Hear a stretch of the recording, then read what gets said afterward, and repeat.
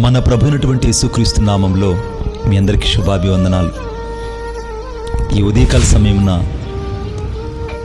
దేవుడు మనకిస్తున్న వాగ్దానం, తన సిలువను ఎత్తుకొని తన తాను ఉపేక్షించేవాడు నన్ను వెంబడింపవలెనని రాయబడింది. మార్కు సువార్త 8వ అధ్యాయం 34వ వచనం. ఈ దినం వాగ్దానం. మన జీవితంలో దేవుణ్ణి వెంబడించడంలో మనం చాలాసార్లు వెనకడుగు వేస్తుంటాం. ఆయన్ని వెంబడించడం అని అంటే, మొదటి రాజుల గ్రంథంలో ఏలియాను ఎలీషా వెంబడించాడు. ఎలీషా ఇక కొద్ది రోజులకి ఆరోహణమై వెళ్ళిపోతాడు. ఏలియా ఒక్కడే ప్రయాణం అవుతున్నాడు. ఎలీషా అంటున్నాడు, యెహోవా జీవము తోడు, నేను నీతో కూడా వస్తాను, నేను నిన్ను విడువను అన్నాడు. ఏలియా అన్నాడు, నేను బేతేలుకు పోవాలి, నన్ను విడువమని చెప్పాడు. అయినా విడిచిపెట్టలేదు. అక్కడి నుంచి నేను యోర్దానుకి వెళ్ళాలి అని అంటే, యెహోవా జీవము తోడు, నేను నిన్ను విడువను అన్నాడు.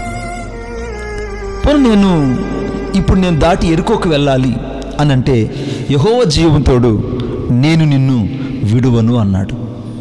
అంటే ఎలీషా సేవలో అడుగుపెట్టినటువంటి ఆ రోజుల్లో నేను నిన్ను వెంబడించేదను అని మొదటి రాజుల గ్రంథం 19వ అధ్యాయం 20వ వచనంలో తాను ఒక వాగ్దానం చేశాడు.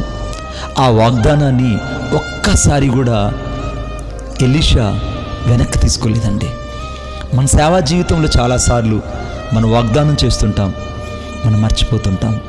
దేవునికి మాటిస్తుంటాం, మర్చిపోతుంటాం. పండితులు ఏం చెప్తారంటే, ఎలీషా దాదాపు అనగా 20 సంవత్సరాల పాటు వెంబడించినట్టుగా వ్రాయబడింది.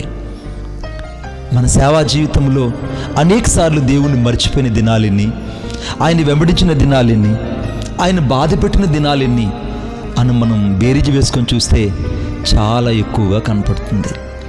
అంటే నీ సిలువను ఎత్తుకొని యేసును వెంబడించేటప్పుడు నిన్ను ఉపేక్షించుకోవడానికి మొదట దేవుని దగ్గర నేర్చుకోవాలి. ఉపేక్షింపకుండా ఎవరు కూడా తన తాను పరీక్షించుకోకుండా సిలువను ఎత్తుకొని యేసును వెంబడించడం చాలా కష్టం.